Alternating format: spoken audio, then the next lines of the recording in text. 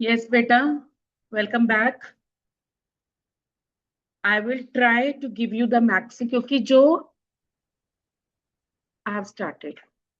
Chapter 8 का जो मुश्किल पार्ट था वो हम कर चुके हैं, जो आपके लिए बिल्कुल ही एक नई चीज थी। अभी थोड़ी थोड़ी बीच में आपको उसके पिंचेस मिलेंगे कि थोड़ा थोड़ा कोई नया पॉइंट आएगा, बट एज सच कोई बहुत डिटेल्ड वो नहीं है। हमारे पास क्रेडिट मल्टीप्लायर है जो आज हमने डिटेल में डिस्कस करना है, और उसके बाद लास्ट यूनिट ऑफ चैप्टर 8 है आपके पास, that is to be taken as a monetary policy. अब मॉनेटरी पॉलिसी में मोर और लेस वही चीजें हैं, एक न्यू एंगल से, एक न्यू वर्जन से। ओके, तो by Monday I will try my best to finish it today, but by Monday we are going to finish with chapter 8। फिर आपका 2 दिन का चैप्टर है, last chapter, that is Indian economy. वो सिर्फ 2 दिन लेता है, इससे ज्यादा नहीं लेता। But I need to give you almost a good 10 days। किसके लिए? For chapter 9, that is international trade. 32 batch. Listen to me carefully.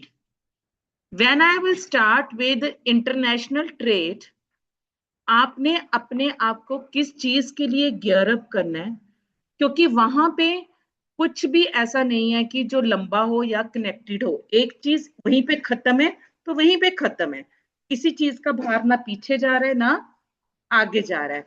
So you are going to learn the things in my class over. Chapter 9 has to be prepared in the class only. We are not going to keep anything pending from chapter 9 for homework, और उसका जैसे वो खत्म होगा immediately you are going to appear for the test, right? 15 दिसंबर के बाद आपके scheduled हैं एमटीपी, तो 15 दिसंबर तक हमने अपने आप को इंटरनेशनल ट्रेड तक रखना है, ताकि उसको मतलब हमारा वो ड्यूरिंग दिस ओनली डन है कि मेरे पास कोई भी इफ एंड बट उसमें नहीं रह जाएगा। ओके, तो let's start what we have done yesterday. It was a money supply. Can we recall what is M1, M2, M3 and M4? What is the broad money? What is the broad money? M3 is the broad money. What is the narrow money? M1 is the broad narrow money. What is a high part money? M4 is a high part money. Okay, वो किसके ऊपर depend करता है कि मेरा money कितना supply होगा? It all depends upon the government और इट्स रिप्रेजेंटेटिव्स। इसके रिप्रेजेंटेटिव्स चाहे वो सेंट्रल लेवल के ऊपर है, चाहे वो स्टेट लेवल के ऊपर है, किसी भी लेवल के ऊपर है, they are going to be considered as the supplier of money. जब आप M4 को कंसीडर करते हो तो M4 में सब कुछ आएगा, बट नेशनल सेविंग सर्टिफिकेट्स बीच में नहीं आएंगे। जहां जहां पे कोई भी रिप्रेजेंटेटिव है, चाहे वो बैंक का है, चाहे वो आपका गवर्नमेंट का है, right, they are not to be considered as a public.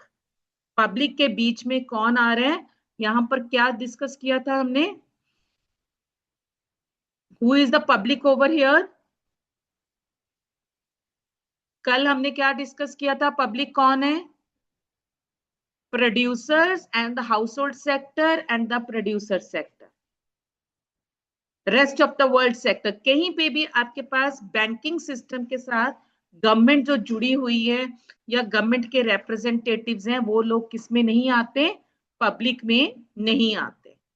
हमारा मॉनेटरी सिस्टम किसके ऊपर बेस्ड है? किसके ऊपर बेस्ड है? Monetary system is based upon what? Minimum reserve system, that is Mrs. ये चीजें ऐसी हैं जिसको सोचने के लिए आपको टाइम नहीं लगना चाहिए। It has to be done spontaneously. Okay, अब आज हमने क्या करना है? हमने कल डिस्कस कर लिया था कि मेरे पास डिटर्मिनेंट्स ऑफ मनी सप्लाई क्या क्या है, एक्सोजीनियसली एंड एंडोजीनियसली। एक्सोजीनियसली कौन है मेरे पास? सेंट्रल बैंक है। बट एंडोजीनियसली मेरे पास कौन है? सेंट्रल बैंक है, सेंट्रल गवर्नमेंट है, कमर्शियल बैंक्स हैं, इकोनॉमिक एक्टिविटीज हैं, मेरे पास सोशल फैक्टर्स हैं, मेरे पास पॉलिटिकल फैक्टर्स हैं। वो सारे फैक्टर्स इकट्ठा मिलके डिसाइड करते हैं कि how much money is to be supplied. Okay, but आज हमने जो डिस्कस करना है that is a concept of money multiplier. What is a monetary base? What is a monetary base? मैंने बोला था कि कल की क्लास तक याद करके रखना। What is a monetary base? Anyone? देखो फिर ये ऐसी बात नहीं बनती ना। Monetary base, the money which is in circulation, the money which is going to be there with you in the form of a demand deposit.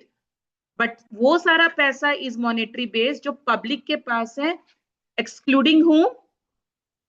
Excluding government, excluding government representatives, excluding banking deposits, excluding intra-banking deposits. Okay, अब इसी base के साथ students please just maintain your attention and focus and connect. The money created by RBI is the monetary base, और हम इसको और क्या बोलते हैं?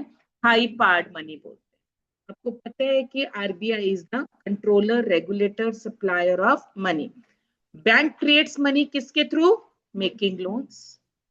A bank loan or invest its excess reserves to earn more interest. My dear students, यहाँ पे ये जो टर्म्स हैं, इससे पहले कि मैं आगे जाऊं, जस्ट रीकैप जिन बच्चों ने प्लस टू में किया था और जिन बच्चों ने प्लस टू में नहीं किया था उनके लिए फर्स्ट टाइम है। अब सबको पता है कि पब्लिक का बैंक कौन सा होता है? पब्लिक का bank is a commercial bank. Central bank कभी भी पब्लिक के साथ नहीं डील करती है। अब कमर्शियल बैंक, आपको पता है कि what is the difference between a bank and a financial institution? Bank क्या है? जो आपके दो फंक्शंस को साइमल्टेनियसली टुगेदर करता है। दैट इज वो आपके डिपॉजिट्स को एक्सेप्ट करते हैं और उसके साथ साथ आपको एडवांसिंग ऑफ लोन्स करता है। अब एक्सेप्टनेस ऑफ डिपॉजिट्स के लिए प्लीज ध्यान से सुनते जाना पूरी इस कहानी को। अब एक्सेप्टनेस ऑफ डिपॉजिट्स कहां से होगा? S is to be taken as the difference between Y minus C, income minus consumption, कि मैंने अपनी इनकम में से कुछ पार्ट को कंज्यूम कर लिया और बाकी का जो हिस्सा बचा उसको मैंने क्या कर दिया? सेव कर दिया।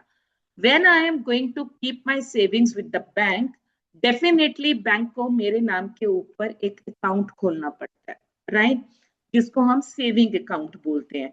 बट वो saving account, what is this to be called as? It is to be called as a primary deposits, क्योंकि वो फर्स्ट हैंड डिपॉजिट्स हैं किसके? बैंक के। बैंक ने अपना काम जो करना शुरू करना है वो उसी से ही शुरू करना है। सो द सेविंग डिपॉजिट्स को हम क्या बोलते हैं? प्राइमरी डिपॉजिट्स बोलते हैं।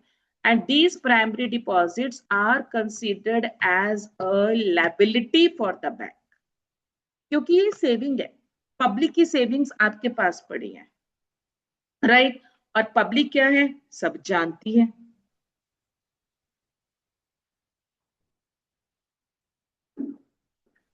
पब्लिक क्या है? सब पता है उसको। अब पब्लिक को पता है कि मैंने इस बैंक के ऊपर विश्वास करना है, तो बैंक ने जिस पब्लिक को जिस बैंक के ऊपर विश्वास था उसने अपना पैसा वहां पे रख दिया कि जब मेरे को जरूरत होगी I can have it when I need that money. So that is why it is considered as a liability. अब मान लो कि आपके पास बैंक के पास एक लायबिलिटी क्रिएट हो गई है। Hypothetically let's take it as a 20,000। For the time being वो किसके पास है? बैंक के पास है। बट बैंक को पता है थ्रू इट्स एक्सपीरियंस, जैसे मेरे को सारी चीजें पता है, ये चीजें मैं अपने आप पैदा होते थोड़ा ना मेरे अंदर आ गई थी। I have learn through my experience. तो वैसे ही बैंक को अपने एक्सपीरियंस के थ्रू पता चला कि मेरे सारे कस्टमर्स पैसे एकदम से निकालने नहीं आएंगे।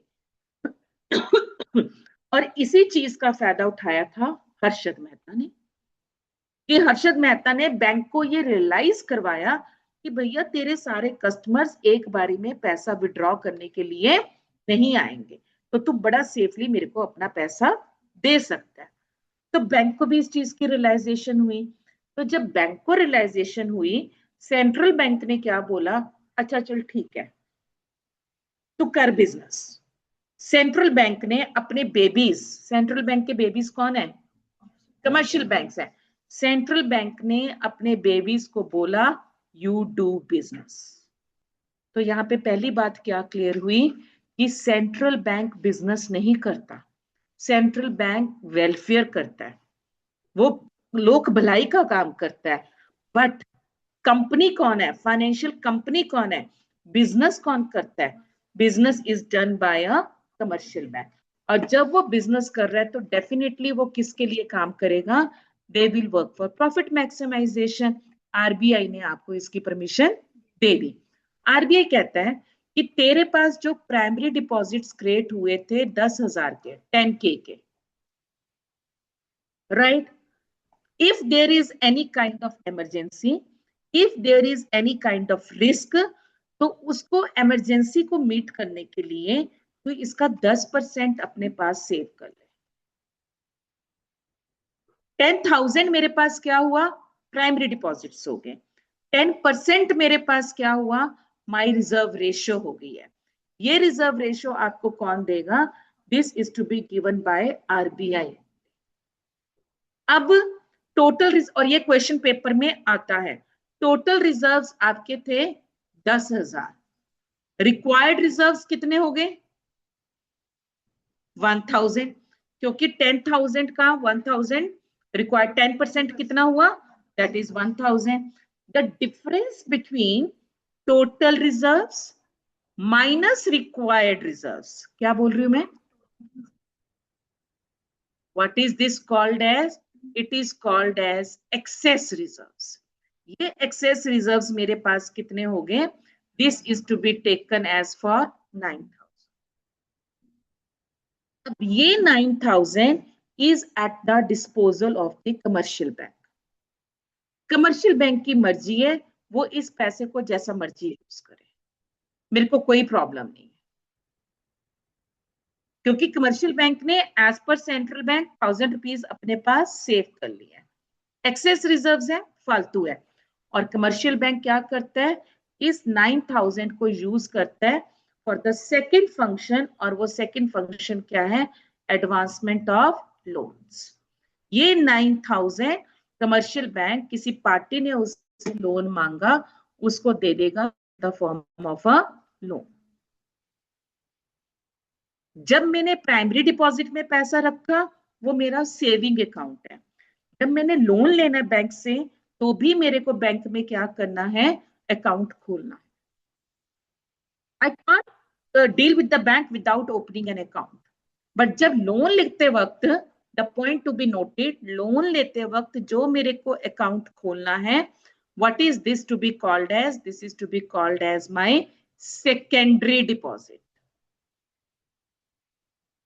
सेविंग का अकाउंट प्राइमरी डिपॉजिट, बट जो लोन का अकाउंट है, what is that? Secondary deposit. और what is this to be called as? Derivative deposit. क्योंकि ये कहां से निकला है? प्राइमरी से निकला है। तो जो लोन वाला अकाउंट है, उसको या तो मैं सेकेंडरी डिपॉजिट बोलूंगी, या मैं उसको क्या बोलूंगी? डेरिवेटिव डिपॉजिट्स बोलूंगी।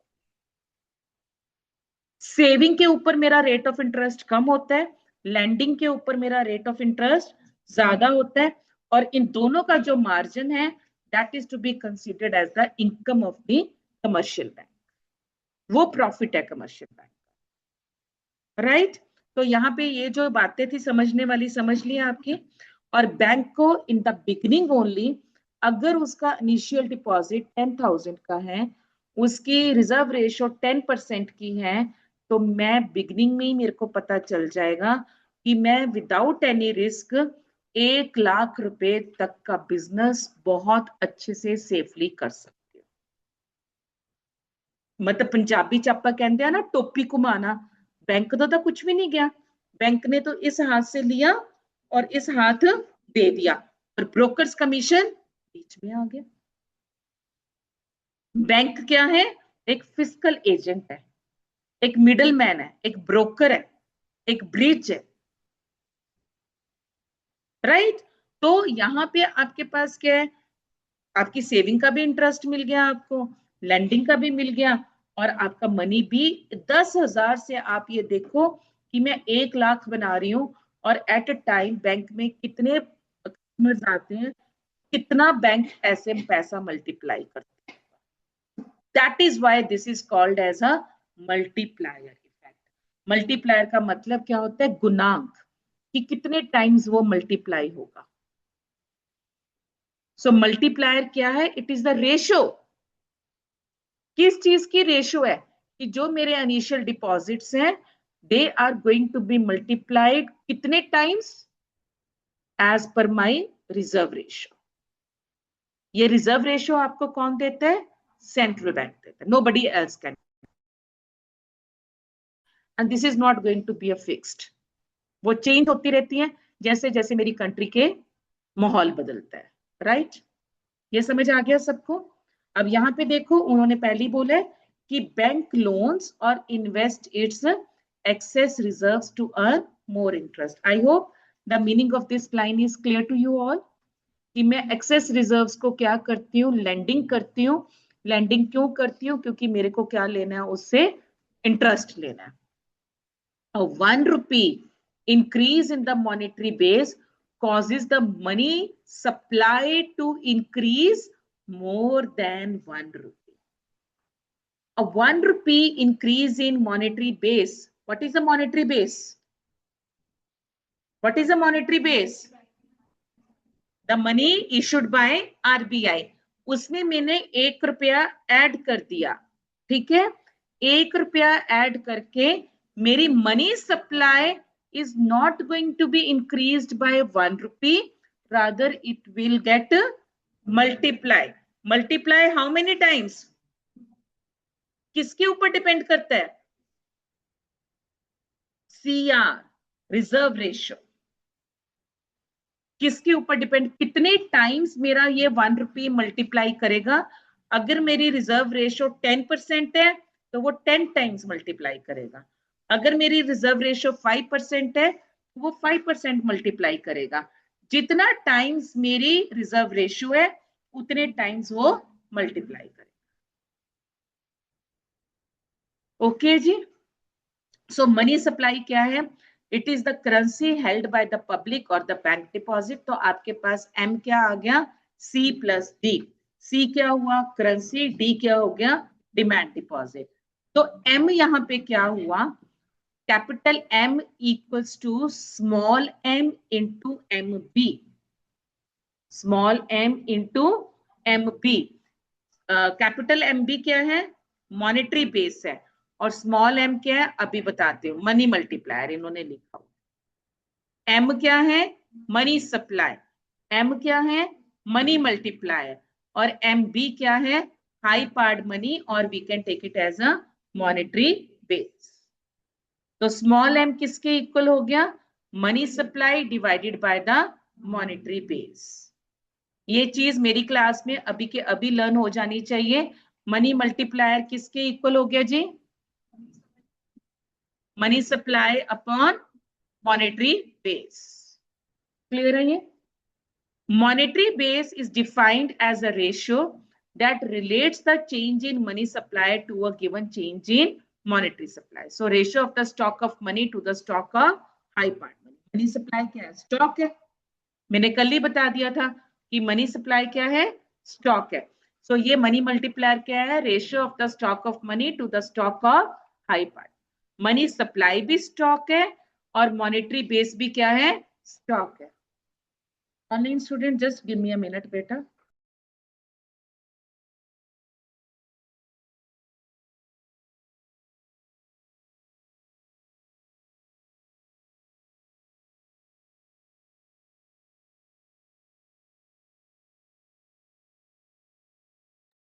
तो यहाँ पे आपने क्या चीज याद रखनी है?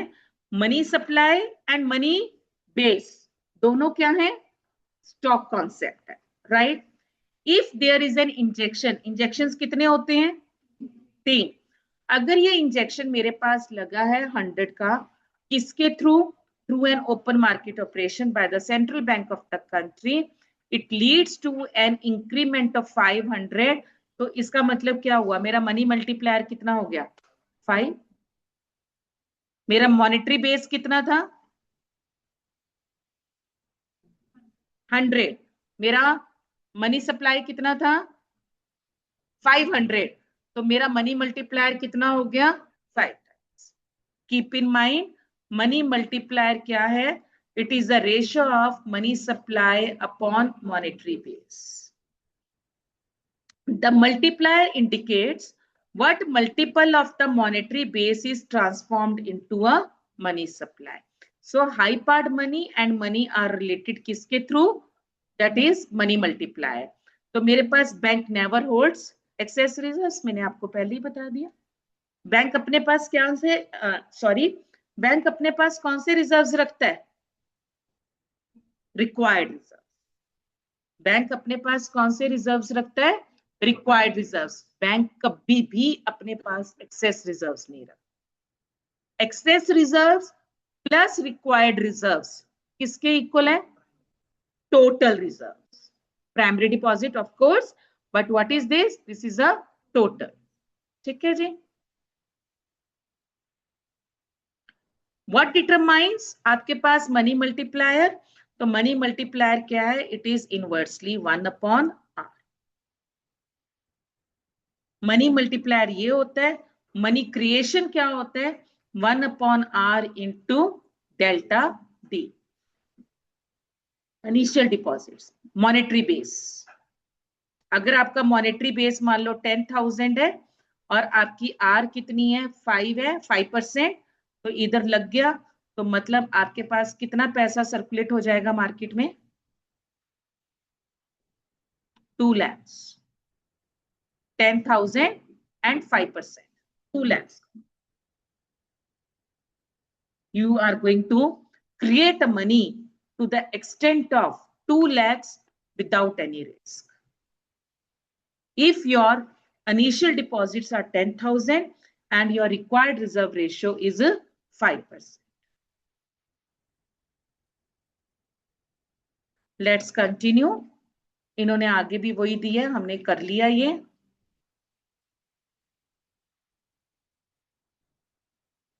ऑफ कोर्स आपके पास यहाँ पे लास्ट लाइन कि money control and reserve ratio आपस में क्या रिलेटेड है? डायरेक्टली या इनवर्सली? अगर इन्फ्लेशन है मेरी इकोनॉमी में तो मैं इस रिजर्व रेशियो को इंक्रीज कर दूंगी या डिक्रीज कर दूंगी? इंक्रीज कर. राइट, मैं क्या कर दूंगी? इंक्रीज कर दूंगी. मान लो पहले लोग 10,000 बैंक में रख रहे थे. 10,000 में मेरी रिजर्व रेशियो थी 10%. तो 10% का मतलब मैंने 1,000 अपने पास रखा और 9,000 मैंने क्या किया? मार्केट में सर्कुलेट कर दिया. इकोनॉमी में क्या है? इन्फ्लेशन है. I need to reduce the supply of money, circulation of money from the market. मैंने रिजर्व रेशियो 20% कर दिया. अब 20%, 10,000 का 20% कितना हुआ? 2,000. तो 2,000 अपने पास रख के अब कितना मार्केट में सप्लाई होगा? 8,000. हो गया ना credit control. So at the time of inflation I will increase the ratio. At the time of deflation, I will decrease. Next topic आ गया जी. The money multiplier approach to the supply of money. The money multiplier approaches Milton Friedman and Anna Squash 1963 considers 3 main factors which are immediately responsible for money supply. पहला, सबसे पहला क्या है? इसकी please abbreviations अपने दिमाग में रखना क्योंकि ये न्यूमेरिकल भी आ सकता है. पहला क्या है? The stock of high powered money. High powered money को हमने मॉनेटरी बेस को किससे डिनोट किया है? एच से. High powered money monetary base को हमने किससे डिनोट किए हैं? एच से. The ratio of the reserves to the deposits, जो मेरे डिपॉजिट्स हैं उसकी ratio that is to be taken as a R and small r equals to r upon d. ये क्या है? आपके reserves divided by your deposits. पहला term क्या है? एच है, मॉनेटरी बेस. दूसरा टर्म है स्मॉल आर। स्मॉल आर किसके इक्वल है? Are upon T, that is required reserve divided by your deposit. Third क्या है? करेंसी डिपॉजिट रेशियो, कि आप अपना कितना स्मॉल सी, आप करेंसी का कितना डिपॉजिट, सी अपॉन डी। पहले इस चीज को अपने दिमाग में बिठाओ। Three things, H, R upon D, C upon D. What is H? What is R? R upon D, reserve deposit ratio. What is C? Currency deposit ratio. Once again, what is your H? Monetary base, right? What is small r? Reserve deposit ratio, that is R upon D. What is small c? Capital C divided by deposit. Online? Understood? Yes, ma'am. ये Friedman ने आपको 3 determinants दिए हैं immediate, किस चीज के लिए? Money supply के लिए। अब आ गया आपके पास behaviour of the central bank. आप सबको पता है कि सेंट्रल बैंक क्या है? मोनोपोली है। He is the single controller, supplier, regulator of money in the economy. Money is determined by what? Bye the monetary base. कौन है? मॉनेटरी अथॉरिटी है। If the public behaviour of the public and the commercial banks remain unchanged, तो आपकी money supply भी क्या रहेगी? Unchange रहेगी, and it will very directly with the supply of a nominal. Nominal मतलब करंट। ओके, एज सच इसमें कुछ नहीं है। उसके बाद आ गया आपका behaviour of the commercial banks, क्योंकि my dear students, money multi, if I am going to reframe my sentence, if money supply is a unique function performed by central bank, money multiplier is a unique function performed by commercial bank. अगर note issuing जो है वो monopoly है किसकी? Central bank की। तो money multiplier monopoly है किसकी? Commercial banks, right? By creating a credit, the commercial bank determines the total amount of nominal demand deposit. It is reflected as a reserve ratio. What is the reserve ratio? R upon D, right?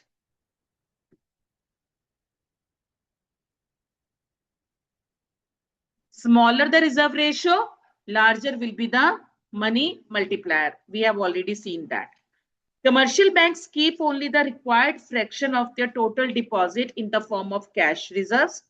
Commercial banking system as a whole may be greater than the required reserve ratio since banks keeps a higher than the underlying this line. आपके पास बेटा दो तरीके होते हैं, एक होता है CRR और एक होता है SLR। पहले इस लाइन को अंडरलाइन करो। Commercial banking system as a whole, the actual reserve ratio greater than को सर्कल कर दो, required reserve ratio since the bank keeps a higher, underline the word or circle the word higher than the statutory required reserve percentage of the deposits in the form of a cash reserves as a buffer against unexpected events of requiring cash. Read this line in your mind.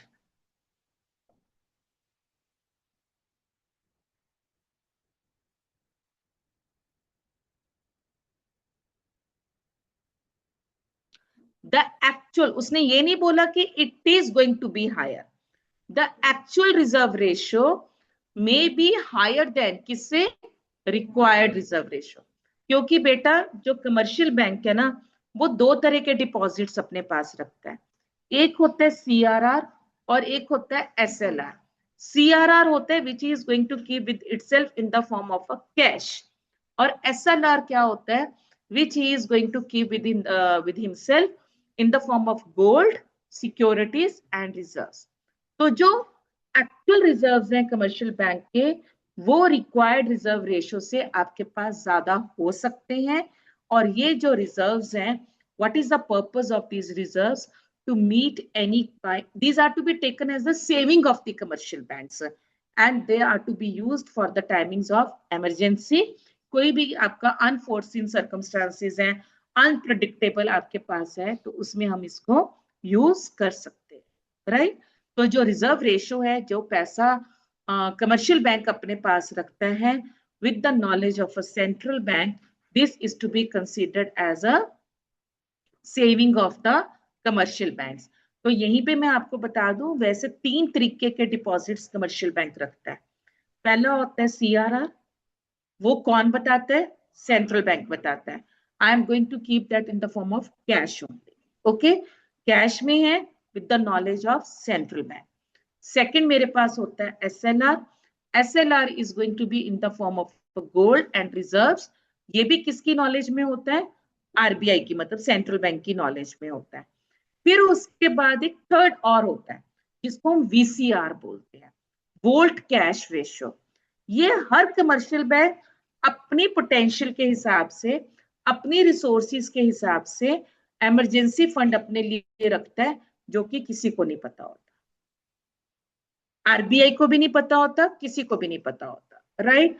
But these savings और these reserves are to be kept just to have their own personal emergencies, bank की अपनी जो emergencies होती है। उसके बाद क्या है? The ER excess reserves which the banks keep back beyond what is required, आपको पहले ही पता है, तो उनको हम क्या बोलते हैं? एक्सेस रिजर्व्स बोलते हैं। तो excess reserves, underline this, it is the difference between total reserves minus required reserves. TR किसके इक्वल, सॉरी, ईआर किसके इक्वल है? TR minus ER, TR minus RR. The cost to a bank while holding excess reserves, underline, कि जब वो अपने पास access reserves रखता है तो उसके लिए जो उसको कॉस्ट है, what is this to be called as opportunity cost, that is the interest which he could have earned on the loans on the securities, अगर बैंक चूज करता उसको इन्वेस्ट करने के लिए, ना कि उसको एक्सेस रिजर्व्स। आपको पता है 1990 तक बैंक को अपनी पावर्स के बारे में पता ही नहीं था।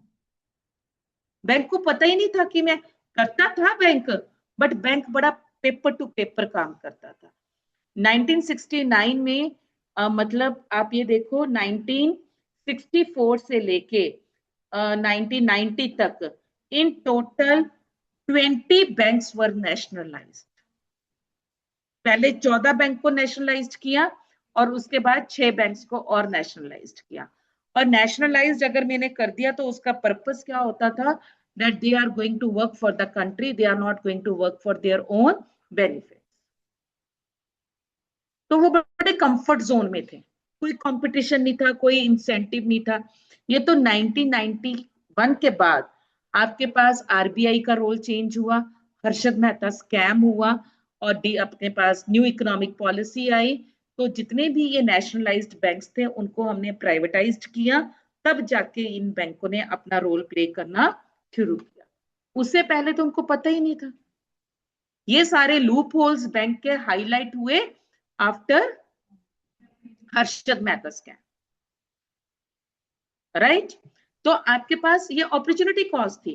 वो कहता है एक्सेस रिजर्व्स रख के मैं क्या करूं? I could have earned interest अगर मैं इसको आगे इन्वेस्ट कर देता हूं। So higher the earning, hence the desired ratio of the excess reserves of the deposit falls. ये repetition है जी। Underline, the banking excess reserve ratio, that is R, is negatively related to the market interest rate. जितना ज्यादा interest rate ज्यादा होगा, आप loan लोगे नहीं लोगे, तो आपकी रिजर्व रेशियो उतनी कम हो जाएगी, right.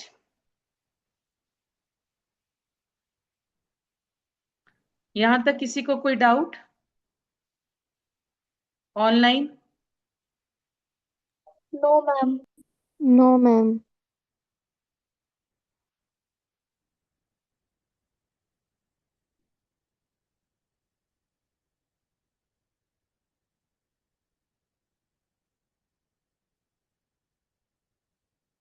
last paragraph of this page.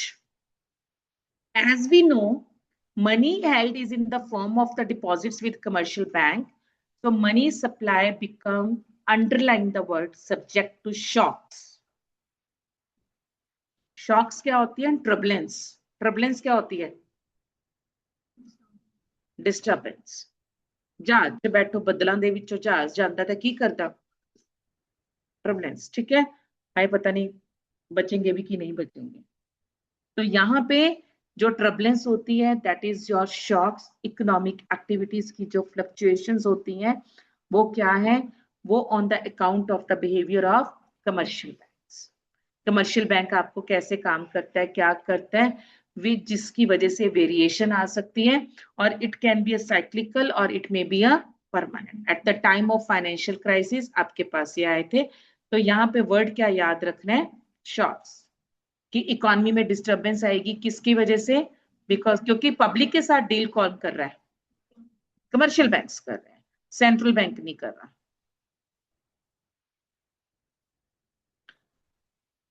Central bank का बिहेवियर पढ़ लिया, कमर्शियल बैंक का बिहेवियर पढ़ लिया.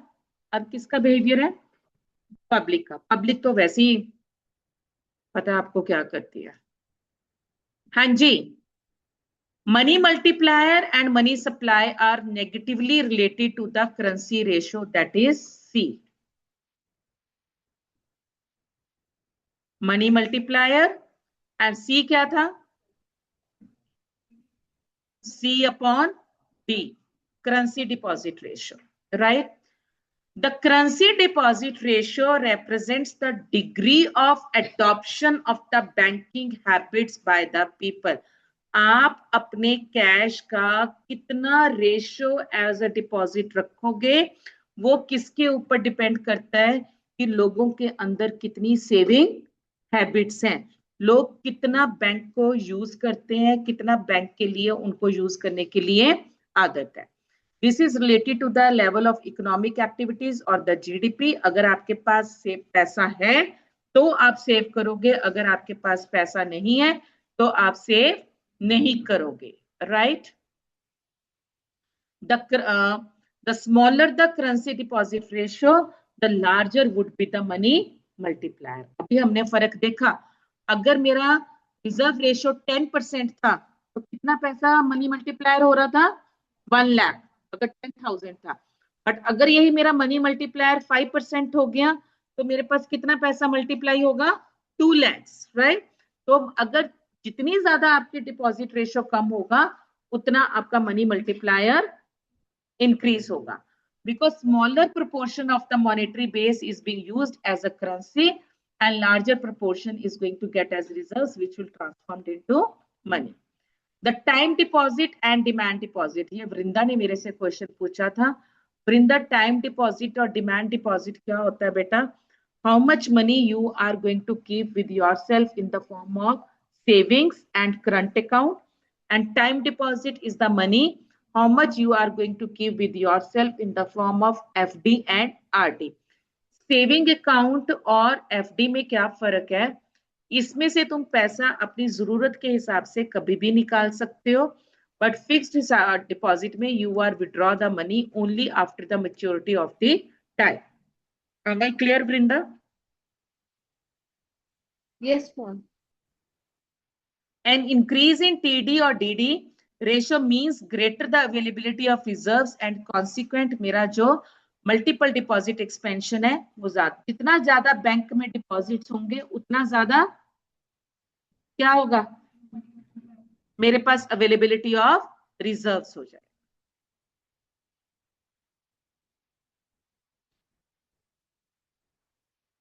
तो समराइज पढ़ो जी एक बार, read it. The size of the money multiplier is determined by what? It is determined by required reserve ratio. Excess reserve ratio क्या है? E of the commercial bank and currency ratio of the public. Please note down these things. Size of money multiplier किसके ऊपर determine करता है? Required reserve ratio, that is R. ये कौन देता है? सेंट्रल बैंक देता है। उसके बाद क्या है? Excess reserve ratio. Excess reserve ratio किसके पास होती है? कमर्शियल बैंक के पास होती है। और करेंसी रेशो, लोग कितना अपना पैसा करेंसी का डिपॉजिट करेंगे, वो किसके पास होती है? पब्लिक के पास। तो मेरे पास तीन यहाँ पे हो गए, central bank, commercial bank and public. Central bank आपको क्या देता है? आर देता है। ई कौन देता है? और सी कौन देता है? Public. Am I clear for this? R कौन देते हैं? आर कौन देते हैं? ई कौन देते हैं? सी कौन देते हैं? पब्लिक देता है। Right? The lower these ratios are, the larger will be the money multiply. In other words, money supply is determined by high part money and the money multiplier, and varies directly with the changes in the monetary base and it inversely with the currency and reserve. ये पूरा paragraph you have to be learn as it is. Money supply किसके through determine होगा? Monetary base के through होगा। Monetary base and आपने देखा था ना, एम किसके इक्वल था? Money supply upon monetary base. तो वो क्या कह रहा है? मनी सप्लाई किसके थ्रू डिटरमिन होगा? M and monetary base. Money supply is M into M B, right? तो वो क्या है? डायरेक्टली रिलेटेड है। वो क्या आपस में रिलेटेड है? डायरेक्टली है। बट हमने क्या देखा कि आपकी आर क्या है? That is R upon D है। सी क्या है? That is C upon D है। तो वो कैसे रिलेटेड हो गया? वो inversely related.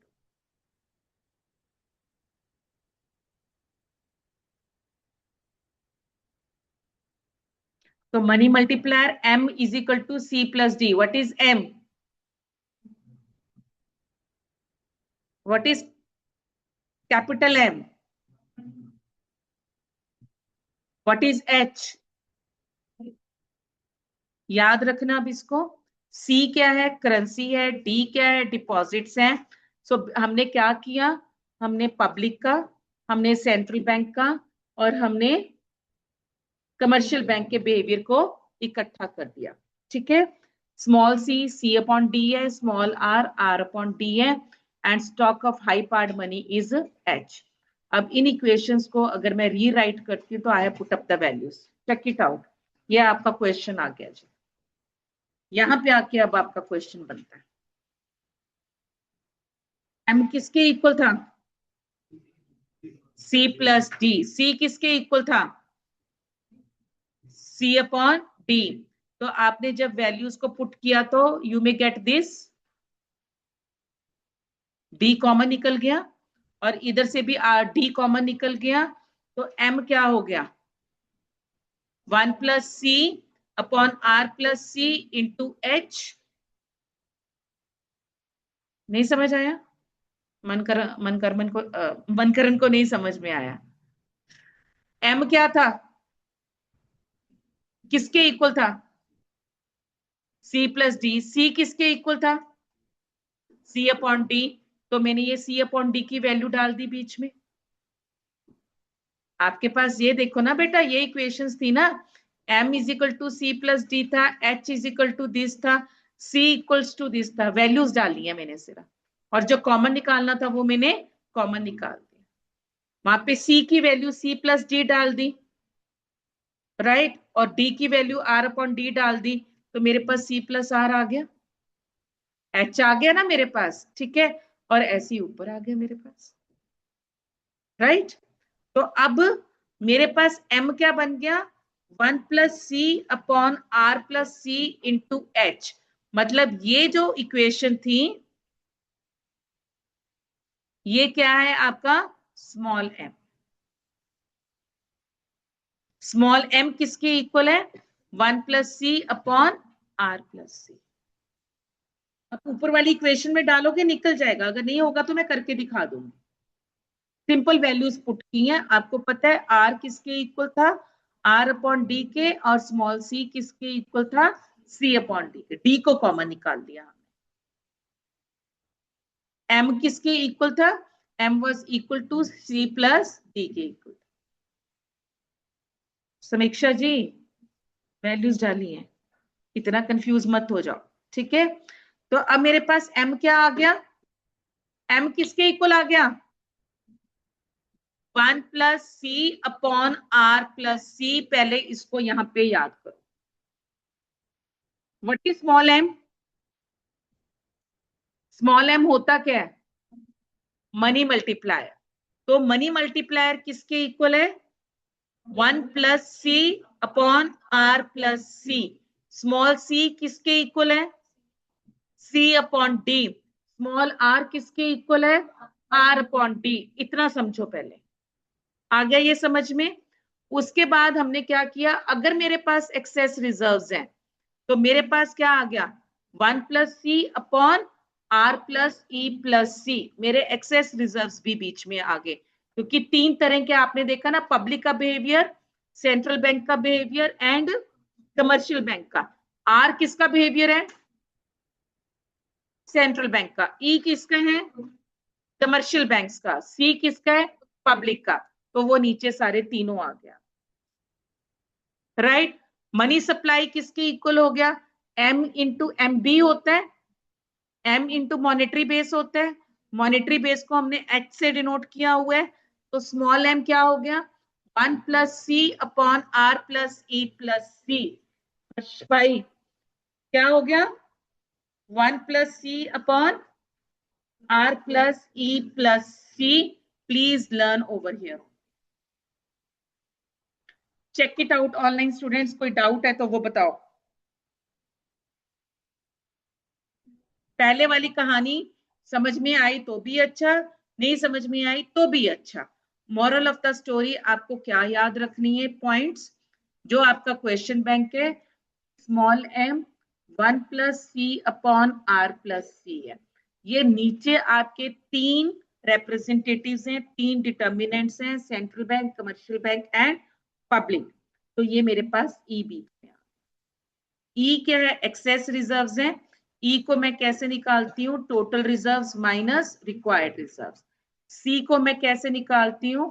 Currency with deposits. Small R को मैं कैसे निकालती हूँ? Reserve deposit. ये चीज याद होनी चाहिए। और आपका मनी मल्टीप्लायर का फार्मूला, मनी सप्लाई का फार्मूला क्या हो गया? That is money multiplier into H. H क्या है? मॉनेटरी बेस है। मतलब जितना पैसा आरबीआई ने दिया इनटू आपके पास जितना पैसा सारा ये हुआ, वो सारा मिला के आपके पास क्या आ गया? Money supply. The currency ratio set by the depositors which depends upon the behavior of the public, excess reserve ratio and the reserve ratio required by the central bank. Okay जी, ये थ्योरी का question भी है और ये numerical का भी question है। इन ग्लैडीज land R is equal to 10%, currency is this, deposit is this, excess reserve is this। तो आपको पूछा क्या गया है? Money supply. check it out. Komal, do these calculations or you can read from here only.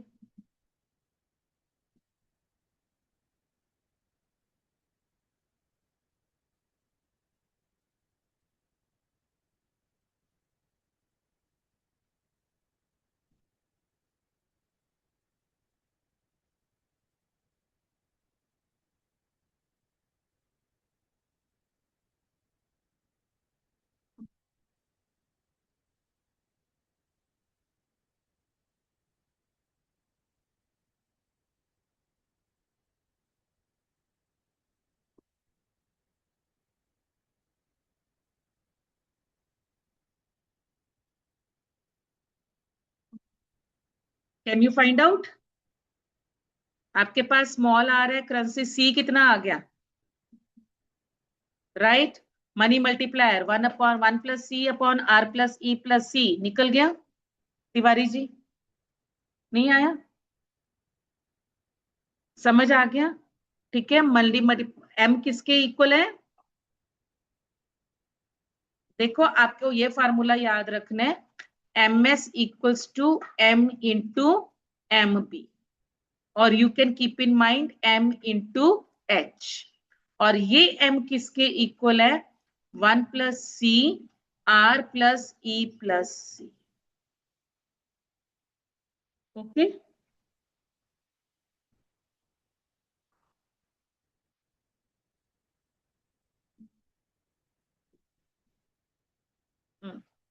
उसके बाद क्या आया? Monetary policy and the money supply. We have seen that change in money supply is 1 upon R into initial deposits. जितने ज्यादा मेरा reserve ratio होगा उतनी कम मेरे पास क्या होगी? Money supply. So if the central bank of the country wants to stimulate the economic activity, it does so by infusing liquidity. Naturally, recession चल रहा है, मेरे को इकोनॉमिक एक्टिविटी करनी है, तो मैं कैसे करूंगी? जब मेरे पास इकोनॉमी में क्या होगा? मनी सप्लाई होगा, और मनी सप्लाई को इंक्रीज करने के लिए मैं क्या करूंगी?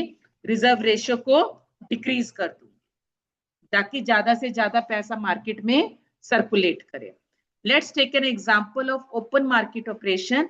ओपन मार्केट ऑपरेशन क्या किया था हमने? Purchase of the government securities. अगर गवर्नमेंट सिक्योरिटीज परचेज कर रहा है, कौन कर रहा है? आरबीआई करेगा. कौन परचेज करेगा? आरबीआई. आरबीआई जब परचेज करेगा तो इकोनॉमी में क्या जाएगा? पैसा जाएगा, क्रेडिट क्रिएशन होगा, मनी सप्लाई इंक्रीज होगा. ओपन मार्केट ऑपरेशन में Amit and Piya, we do purchasing and selling of government security. ये करता कौन है? आरबीआई करता है. अगर आरबीआई कुछ बेच रहा है, ठीक है, किसको बेचेगा? पब्लिक को बेचेगा. तो वो पब्लिक का पैसा पब्लिक खरीदेगी, वो पैसा किसके पास चला गया? आरबीआई के पास. मतलब जितना पैसा मार्केट में जाना था वो मार्केट में ना जाके किसके पास चला गया?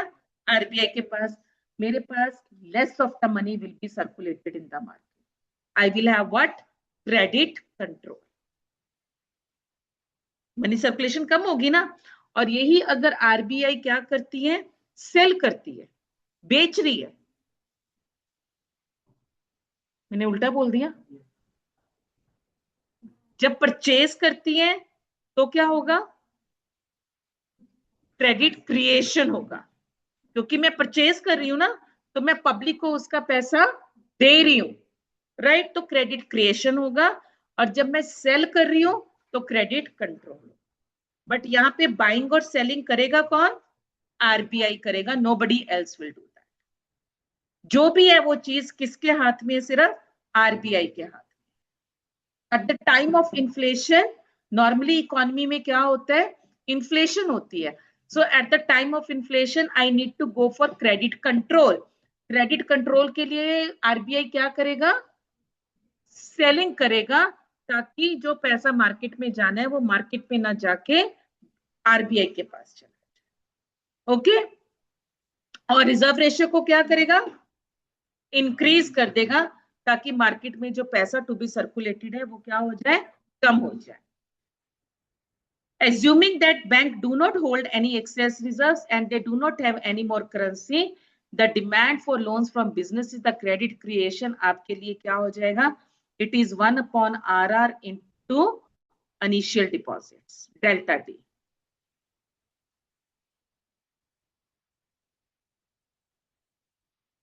क्लियर? अब इसमें क्वेश्चन वो क्या दे रहे हैं? क्या मनी मल्टीप्लायर कभी जीरो हो सकता है? कि बैंक ने पैसा दिया, ठीक है, सब कुछ हो गया, बट पैसा कभी भी मल्टीप्लाई हुआ ही नहीं. वो कब होगा? जब इकोनॉमी किस में फंस जाएगी? ट्रैप. डेट ट्रैप में नहीं, लिक्विडिटी ट्रैप में. When money will become worthless, powerless. उस टाइम तो कोई फायदा ही नहीं है लोन लेने का भी और लोन देने का भी. It may happen when the interest rates are too low and bank prefer to hold only new injected reserves as no risk attached. So it is an extreme case. Online, am I clear? Yes, ma'am. कोई doubt यहां तक?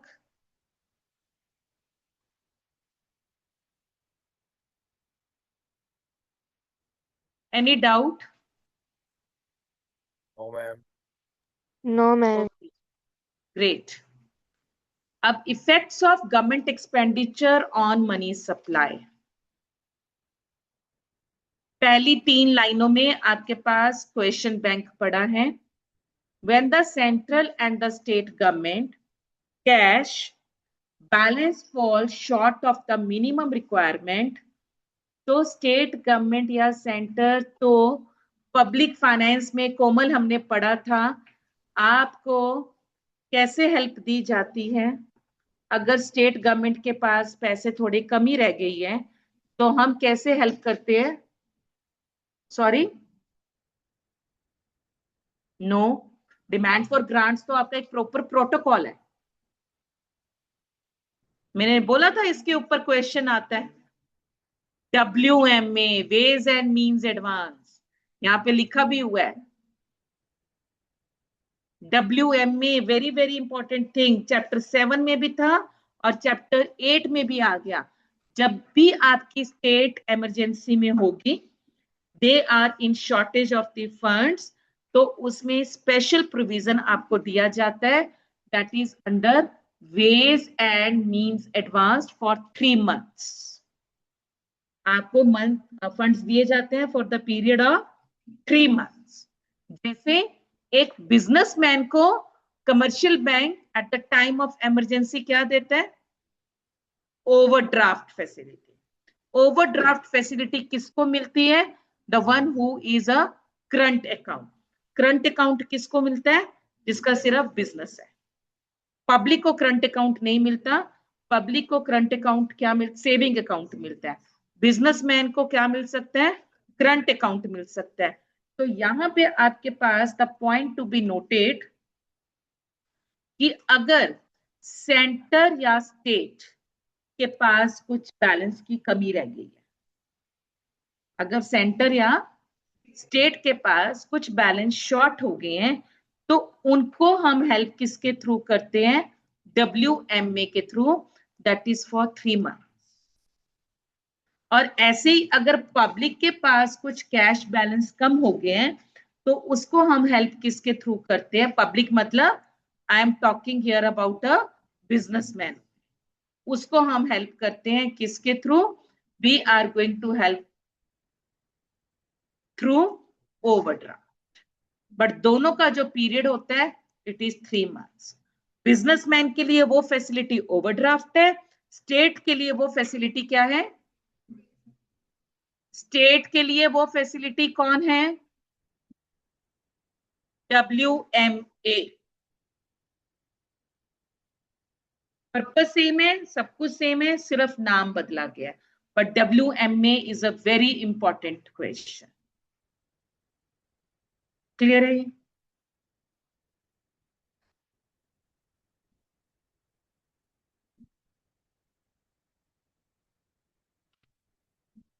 Credit multiplier ये हो गया आपका।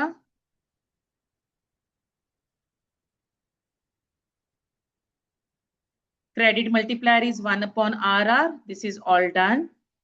I hope this chapter is over. अब छुट्टी तो नहीं है अभी। नो नो नो, चुप प्लीज। अब यहाँ पे कल देखो मैं एक्स्ट्रा क्लास नहीं ले रही, ठीक है? बट होमवर्क क्या है आपका कि ये जो आपके सारे न्यूमेरिकल्स हैं, देखो मैंने आपसे पहले बोला था कि M1, M2, M3 और M4 क्वेश्चंस बहुत इंपॉर्टेंट है। अब अगर वो आपसे पूछ रहा है, यहाँ पे देखो question, calculate narrow money from the following data. अब आपको पता होना चाहिए कि M1 में क्या क्या इंक्लूड होता है। करेंसी विद द पब्लिक है, demand deposit with the banking system है, अदर डिपॉजिट्स हैं। इन सबको मैं ऐड करूंगी तभी आएगा मेरे पास। बाकी सबको मैंने क्या कर दिया? इग्नोर कर दिया। These questions are very important. Credit multiplier, if the required reserve ratio is 10% and 12.5% of every 1 lakh deposited in the bank, तो आपके पास कितना पैसा मल्टीप्लाई होगा? करो जी। दो है आपके पास, 10% है एंड 12.5% है। अगर 10% है तो कितने टाइम्स होगा? 10 टाइम्स। अगर 12.5 है 8%। तो आपके पास 10 था, 1 लाख का 10 टाइम्स कितना हो गया? 10 lakhs। और 1.25 का 8 था तो कितना आ गया? 8 lakhs। Same next question, calculate currency with the public, do it. I don't know the answer of this. Currency with the public करो जी। A very important question, paper में एज इट इज ये सॉल्व एग्जांपल्स आनी है।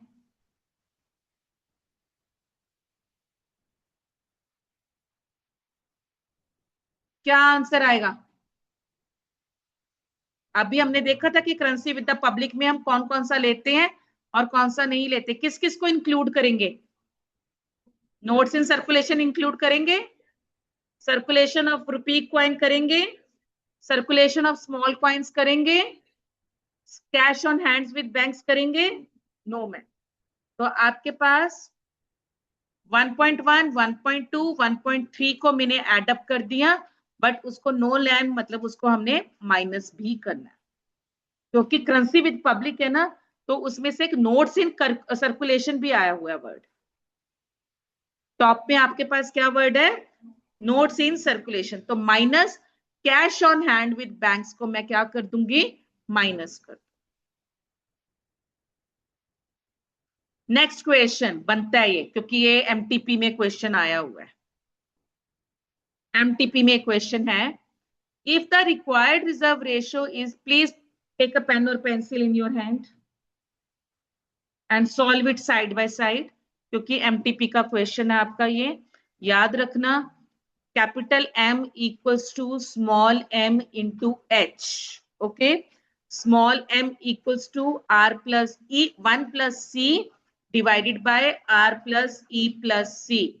If the required reserve ratio is 10%, currency in circulation is 400, demand deposits are 1000, and excess reserve is 1 billion, find out the value of money multiplier. Quickly do this. I can't take risk with this question, क्योंकि paper में ये question और MTP में भी है ये। Go step by step.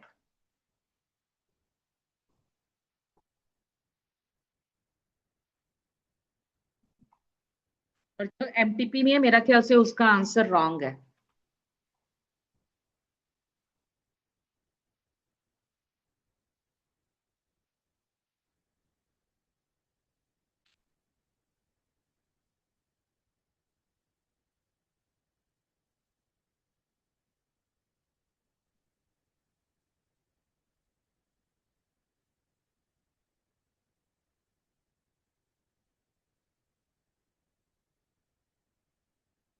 Patiently करना, जल्दी मत करो। हर्ष, मैंने क्या बोला है? पेन पेंसिल हाथ में रखो एंड सॉल्व इट।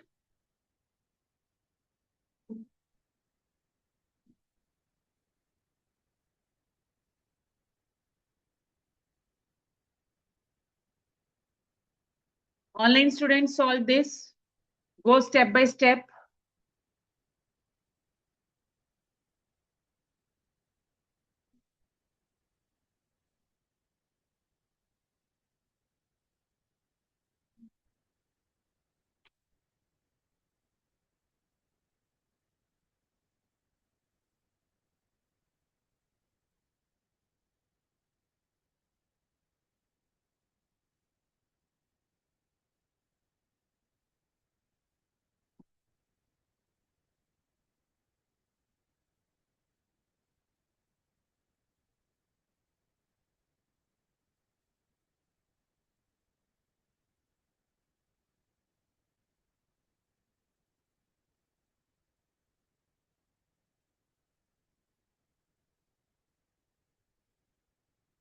हो रहा है?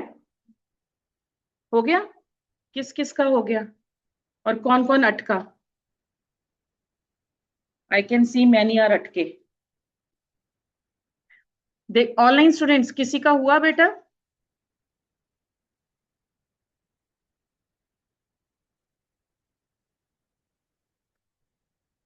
Sagun, are you able to do it?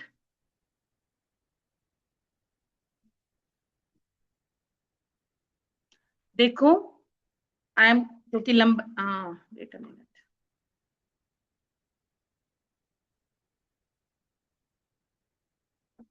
Ma'am e नहीं पता लगा।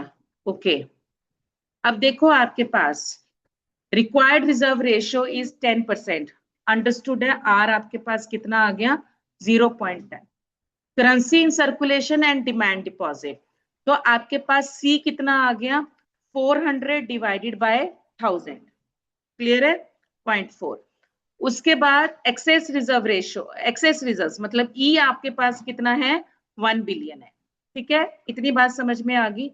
मनी सप्लाई आपके पास क्या होती है? C plus D, that is a currency plus deposits.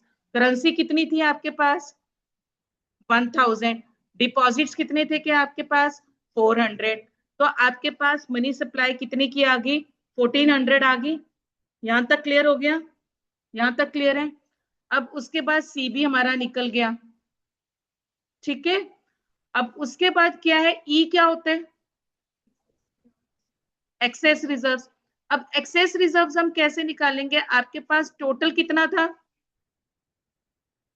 Access 1 billion given है, रेशो कैसे निकालेंगे? 1/डिपॉजिट्स करके। सगुन, तो क्योंकि आपके पास एक्सेस रिजर्व्स कहां से आने हैं? डिपॉजिट्स में से तो आने हैं ना। 1 बिलियन अपॉन डिपॉजिट्स कर दिया तो आपके पास 0.1% of the deposits are to be taken as a excess reserve. तो अब ऊपर फार्मूला क्या था? 1 + सी कितना है? 0.4। नीचे क्या हो गया? R plus E plus C, so your answer is going to be 2.79। मतलब आपकी जो मनी है it is going to multiply by 2.79।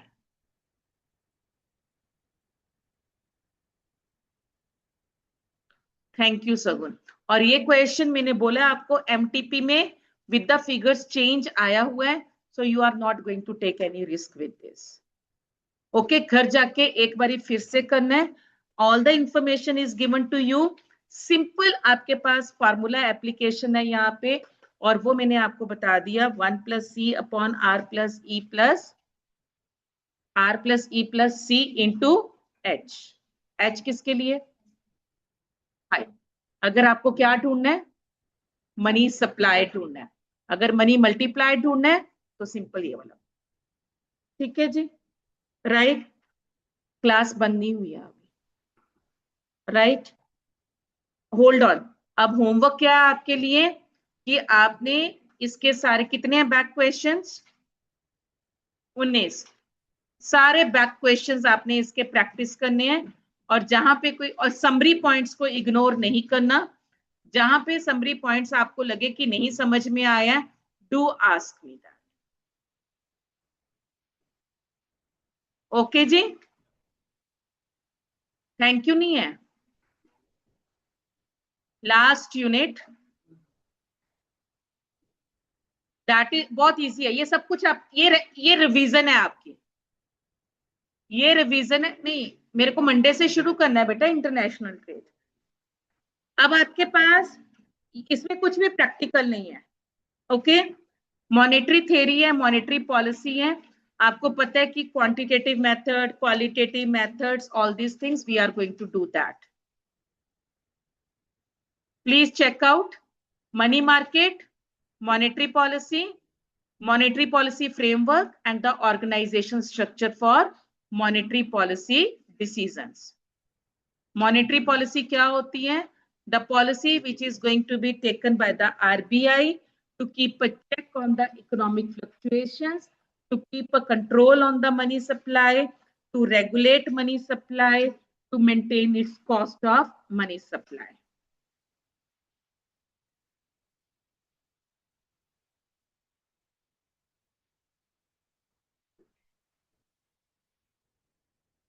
Underline the line. Short-term, open market operations affect short-term interest rate, which in turn influence longer-term interest and economic activity. यहाँ पे जो मैंने point आपको करवाना था वो क्या है, short term interest rate. Open market operations किसको इन्फ्लुएंस करते हैं, शॉर्ट टर्म।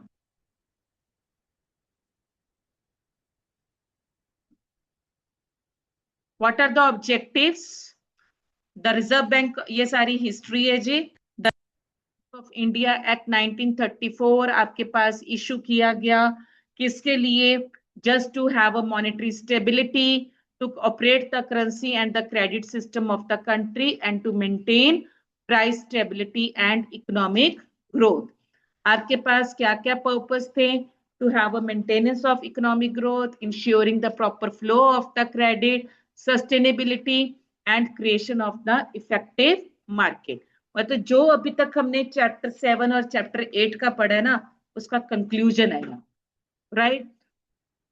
फिर मेरे पास क्या है, transmission of the monetary policy है, saving to monetary policy affects the interest rate in the economy, changes to interest rate affect the economic activity and inflation. Try to understand these 2 points.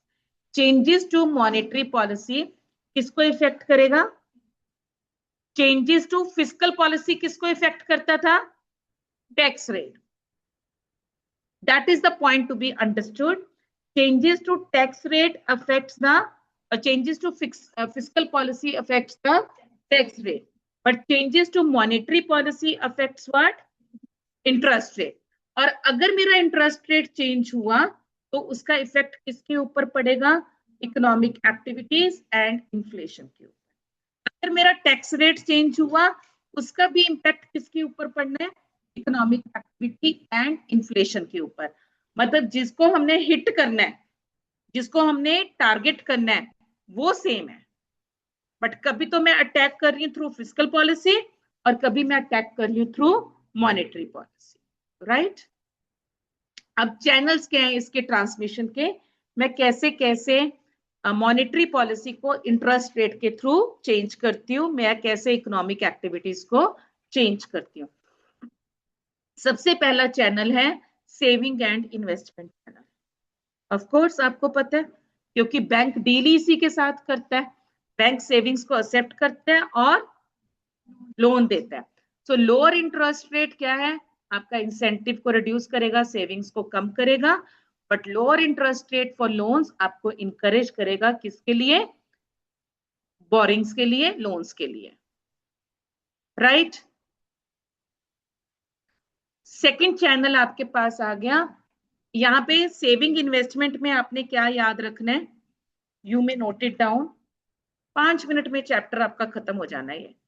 Saving क्या है, it is directly depend upon rate of interest, और investment क्या है, it is inversely dependent upon rate of. Saving investment channel ये है, more the rate of interest, more will be the saving, less the rate of interest, less will be the saving, but inversely related with the investment. Second channel आ गया cash flow channel. Monetary policy किसको influence करती है बेटा, interest rate को, which affects the decision of the household on the businessman by changing the amount of the cash they available. अगर bank में interest rate ज्यादा है तो क्या आप कैश रखोगे,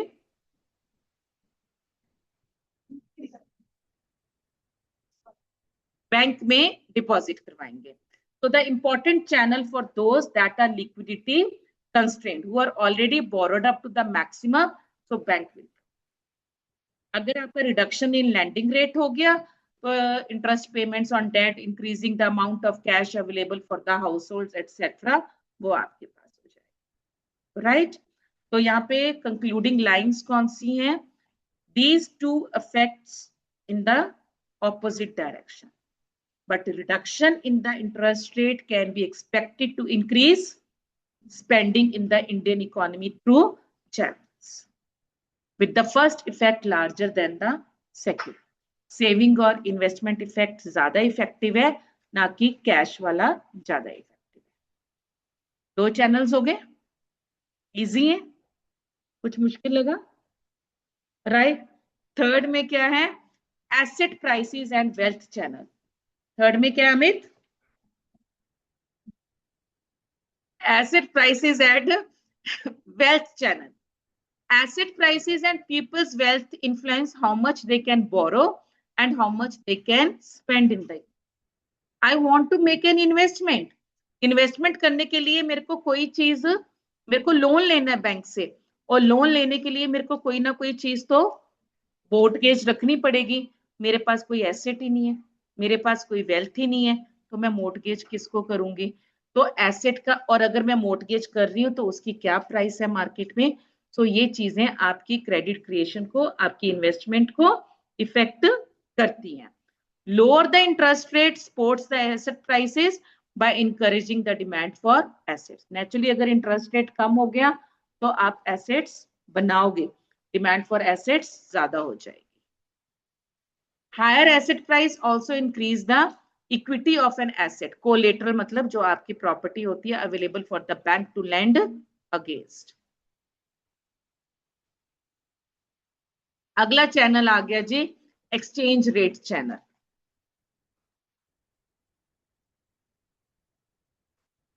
If Reserve Bank lowers the cash rate, interest rates in India have fallen compared with the interest rate in the rest of the world. ये exchange rate किसके साथ डिस्कस हो रहा है? With the rest of the world के साथ, not exchange rate की हम डोमेस्टिकली कर रहे हैं। और first point not to be ignored, जहां पे इंपॉर्टेंट है मैं वहां पे अंडरलाइन करवा रही हूँ। पहली वाली चीजें रेपिटेशन थी, ये रेपिटेशन नहीं है। एक्सचेंज रेट को ध्यान से पढ़ लो। पहला पॉइंट क्या कह रहा है कि अगर आरबीआई अपना एक्सचेंज रेट मतलब अपना कैश रेट क्या कर रहा है? लोअर कर रहा है। It means that the interest rate in India have fallen compared with the interest rate in the rest of the world. मेरा interest as compare to other countries क्या है? कम है। तो क्या होगा? मेरी कंट्री में क्या होगा? ज्यादा इन्वेस्टमेंट होगी, तो ऑब्वियसली इन्फ्लेशन भी होगा क्योंकि इजी अवेलेबिलिटी है, right? Lower interest rate reduces the returns investors earn from assets in India relative to the other countries. अब यहां पे इस लाइन को समझो। अगर मेरा इंटरेस्ट रेट कम है as compare to the other countries, तो जो मेरी वैल्यू है एसेट की वो भी क्या हो जाएगी? कम हो जाएगी। वो ज्यादा तो नहीं होगी ना। तो इसका मतलब वो क्या कह रहा है कि अगर आरबीआई ने अपना डोमेस्टिक इंटरेस्ट रेट कम कर दिया तो मेरे एसेट्स की value in compare to the foreign assets क्या हो जाएगी? कम हो जाएगी। That earn more assets relative to the reduce the returns investors earn from assets in India than the other countries। मतलब जो कमाई इन्वेस्टमेंट से इंडिया में होनी है वो क्या हो जाएगी? कम हो जाएगी as compare to other countries. तो क्या कोई कंट्री मेरी कंट्री में इन्वेस्ट करेगा? नहीं करेगा।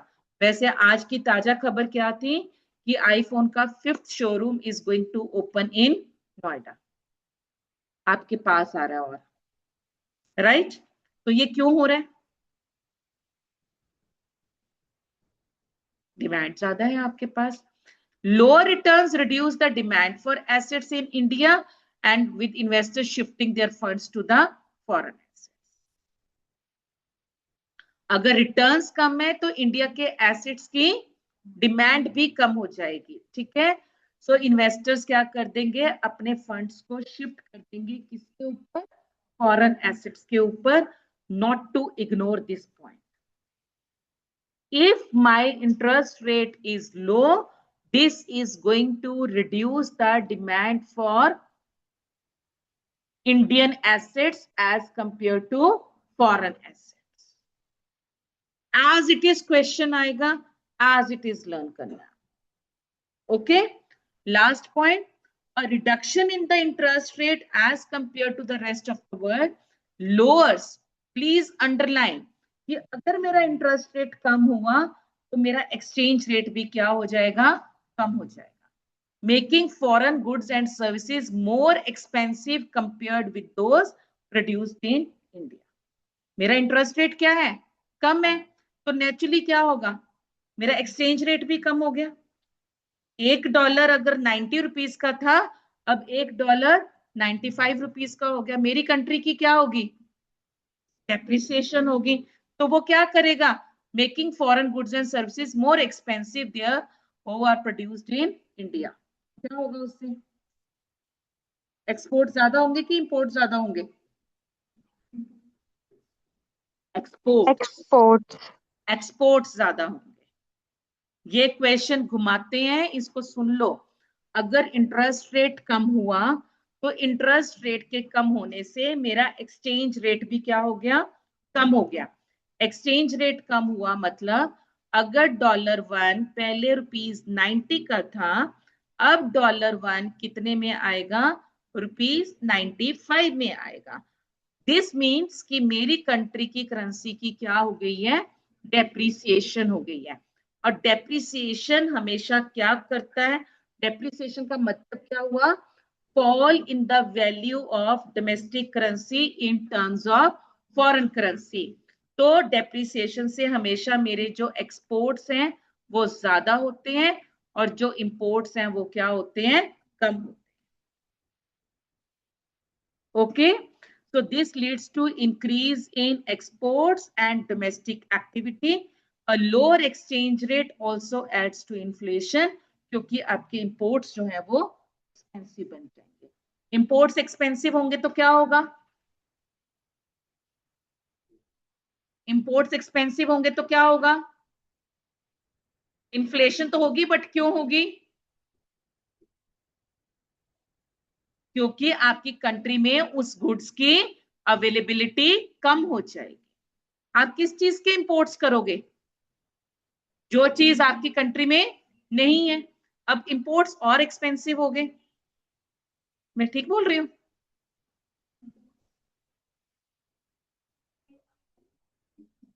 मेरी करेंसी की, उनकी एप्रिसिएशन हुई है डॉलर की, नहीं बेटा। टर्म्स को कैलकुलेट करके देखो, +2 में मैंने नहीं पढ़ाया था ना, इसलिए कंफ्यूज हो गया। +2 में मैंने नहीं पढ़ाया था ना। अच्छा वो 90 है, सुनो, अभी जो मैं एक्सप्लेनेशन कर रही थी उसको फिर से सुनो।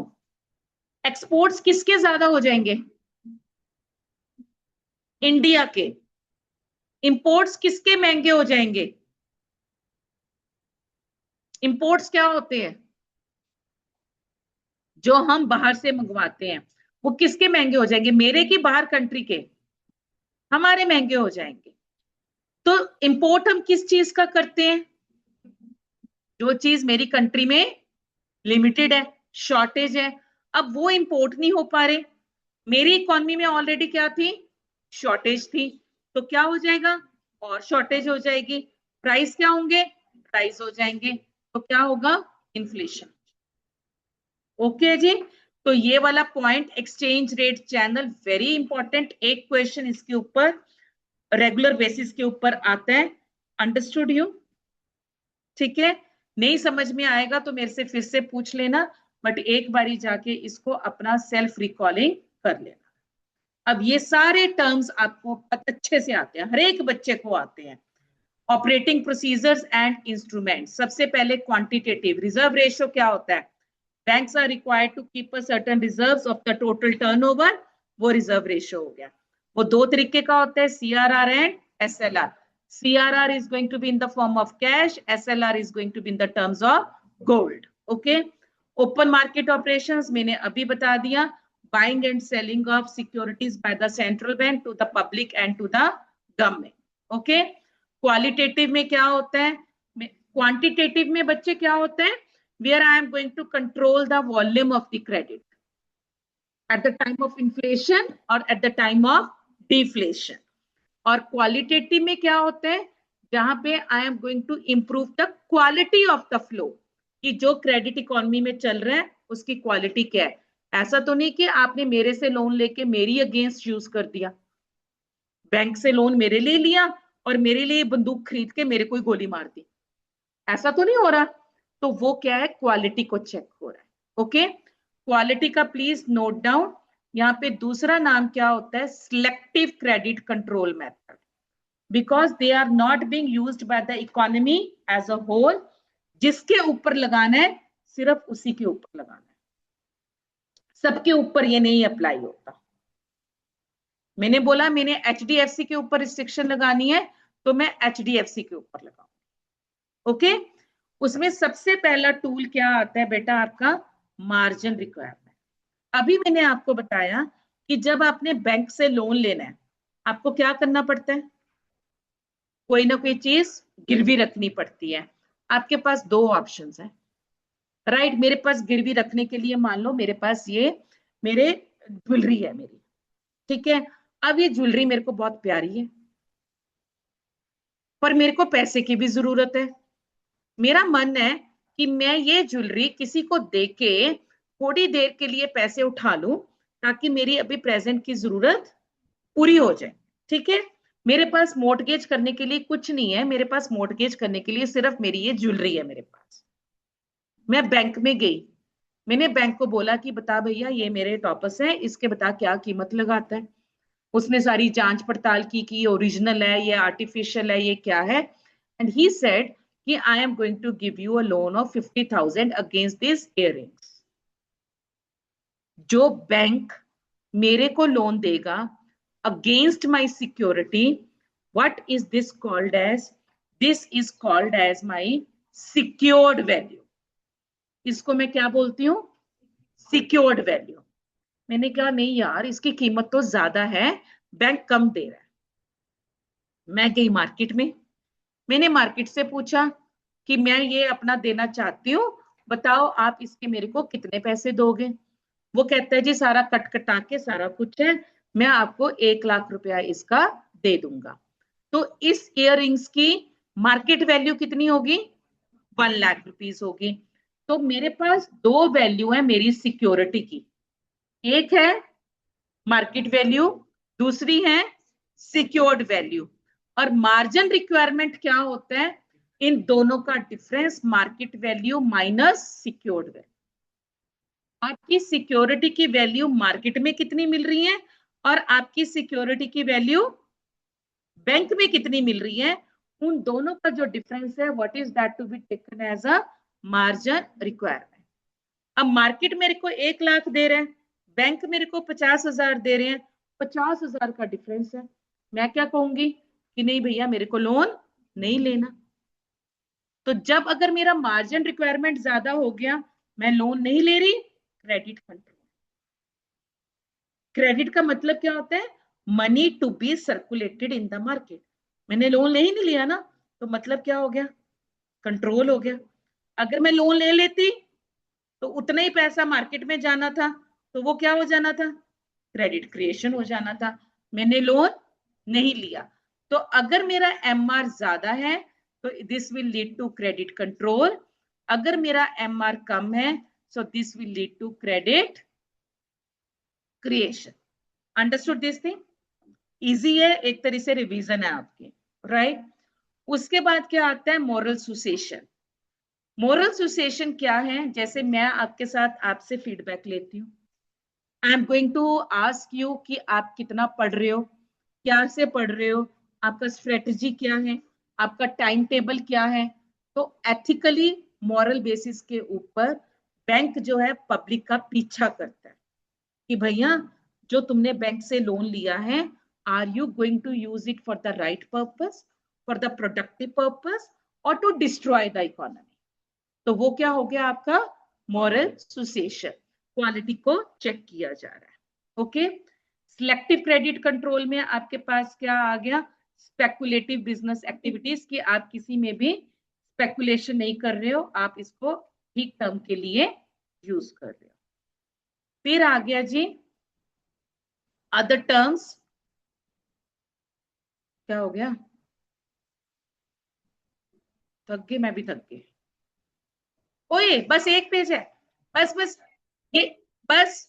अब आपके पास बैंक रेट क्या है, the rate at which central bank lends money to the commercial bank and commercial bank lends money to the public, ठीक है। So please underline the word liquidity adjustment facility. Bank rate and repo rate are the two rates जिसके ऊपर central bank lends the money to commercial bank and commercial bank lends the money to the public. Repo rate में immediate होते हैं और bank rate में short period के लिए होता है, ठीक है, दैट इज द डिफरेंस। तो लिक्विडिटी एडजस्टमेंट फैसिलिटी क्या है? It is an instrument to adjust liquidity and money supply. Repo rate मैंने आपको पहले बोला है इमीडिएटली हो गया जिस रेट के ऊपर, अच्छा इमीडिएटली है या शॉर्ट टर्म है। अगर इधर मैं शॉर्ट टर्म यूज कर रही हूं तो बैंक रेट में वो लॉन्ग टर्म आ जाएगा। ओके, किस रेट के ऊपर कमर्शियल बैंक सेंट्रल बैंक से खरीद रहा है और किस रेट के ऊपर पब्लिक कमर्शियल बैंक से ले रही है। रिवर्स रेपो रेट क्या है? जिस रेट के ऊपर कमर्शियल बैंक अपनी सेविंग्स को देता है, किसको? सेंट्रल बैंक को। रिवर्स, उल्टा, कमर्शियल बैंक किसको दे रहा है? आरबीआई को दे रहा है। Please note down, a very important, बच्चे इसको मिस कर देते हैं।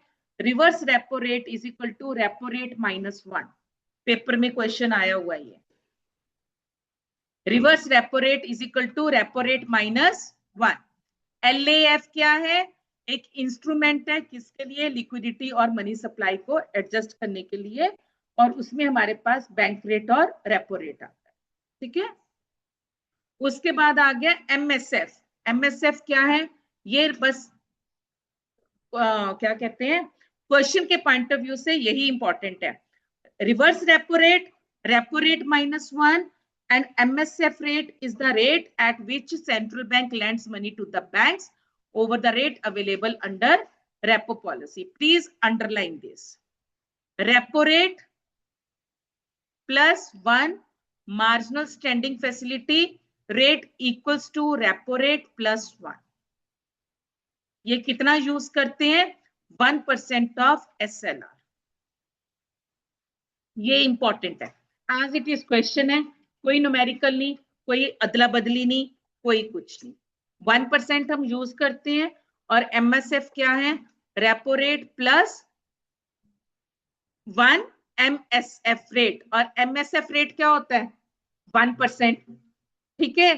तो आपके पास MSF रेट क्या हो गया? रेपो रेट +1, क्योंकि यहाँ पे MSF रेट क्या हो गया? 1। खत्म है, बस है, अब खत्म, बिल्कुल खत्म। ऑर्गेनाइजेशन में ला नहीं, 1 मिनट रुक जाओ बस। ऑर्गेनाइजेशन में क्या है? The RBI act was, please, the RBI act was amended in the year 2016। Circle, बस सिर्फ सर्कल कर लो, ठीक है। इसके लिए आपके पास ये क्वेश्चन बहुत इंपॉर्टेंट है। Monetary policy framework agreement and for setting up of the monetary policy committee, underline the word MPC, monetary policy committee, monetary policy framework agreement, that is MPFA, reached between the government of India and RBI on the maximum toleration inflation कि आप कितनी कर सकते हो, ठीक है। वो किसके थ्रू है? दैट इज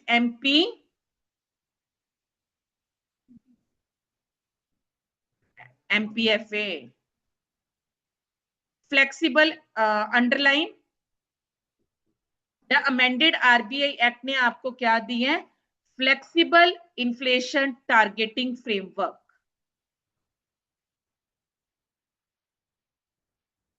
ये क्वेश्चंस एज इट इज हैं आपके,